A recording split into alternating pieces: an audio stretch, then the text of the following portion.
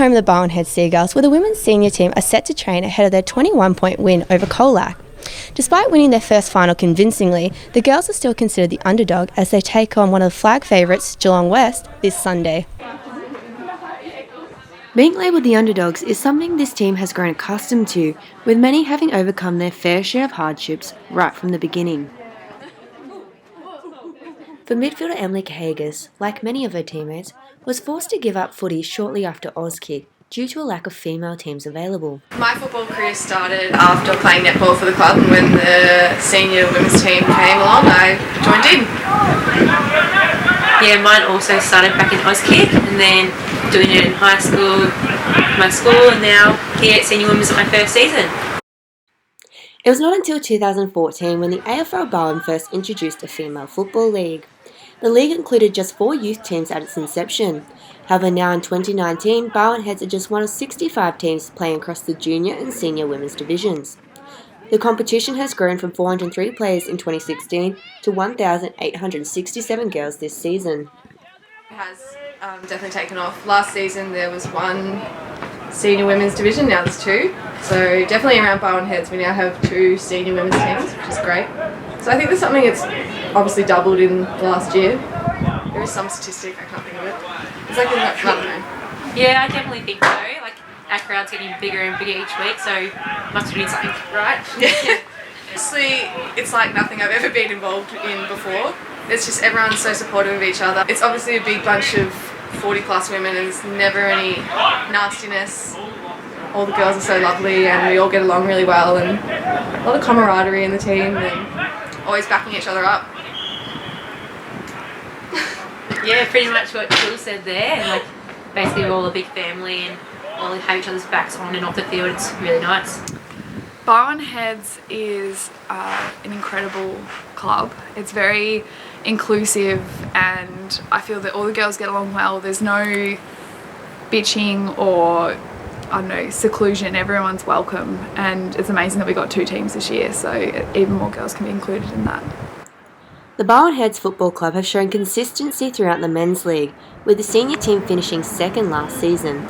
However, it is the Seagals who are quickly making a name for themselves. Yeah. So when you come back from the first group, Jordan and second group go okay. You got that? Last season, the women's team struggled to get numbers, and this year they are just one of 4 clubs fielding 2 teams. The influx in numbers may have been inspired by the fairy tale finish to last season, which saw the girls take out the Div 2 Premiership despite their lack of experience. Amongst the Premiership team is former VFL player Emma Allen, who started her footy career just like many of the other girls. I was my dad's son until my brother was born. I was the first born child, so I kicked the football with him and entertained him, so that's when I first learned how to kick a football. And then I played a little bit in primary school and then didn't really pick it up until I started uni in Adelaide, so I played there for a few years, and then when I came back I played VFL with Geelong, but I broke my hand and that was a bit too much with my studies at uni, so I decided to come to Barwon Heads, and that's where I am now. The local level is definitely not as good as the VFL level, but I almost prefer it because I can help girls develop in their football and get better, and I have inputs into how the team should be structured.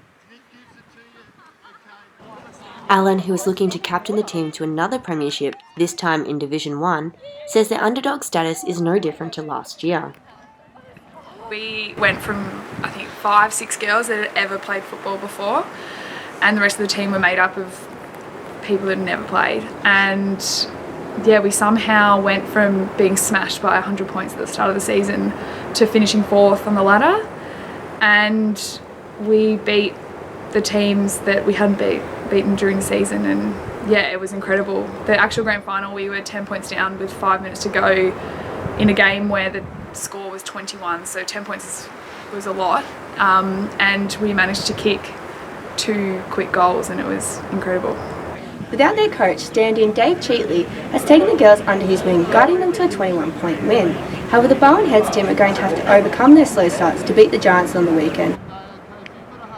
The girls attribute last week's turnaround as a result of Dave's signature inspirational speeches and a few key changes, including playing on the man. During the home and away season, the Giants and Seagals faced each other in rounds 7 and 13, with Barwon Heads suffering a 3-goal loss on both occasions. We played them the week before last and we were winning, I think, at half time, and I think we just lost our concentration in the second half, and because the game didn't actually matter, I guess there wasn't that drive as much to win, where this is do or die, so I think we have a fair chance. In order to defeat the Giants, Barwon Heads are going to have to come out hard on the weekend. I think the fact that they beat us twice now definitely is in the back of our heads, but it's also a big motivator for us to do even better. I think we're going to hope to play like the second half we did in our first final, and also looking back onto our last game against Geelong West, I think we will just try and everything that we didn't do right against their tall players, try and bring the ball to ground more, just adapt to their style. Yeah, we've got a few girls out, especially 2 across our back line, which will be big misses for us. But the girls, there's been a few that have stepped up, and they played amazing on the weekend. So I think that we'll be fine to go ahead. Coming into this weekend, I think we are going to alter our midfield a little bit and chuck some of our really strong players on ball, which we have been playing around with the midfield a bit lately, so it'll be interesting to see how that goes.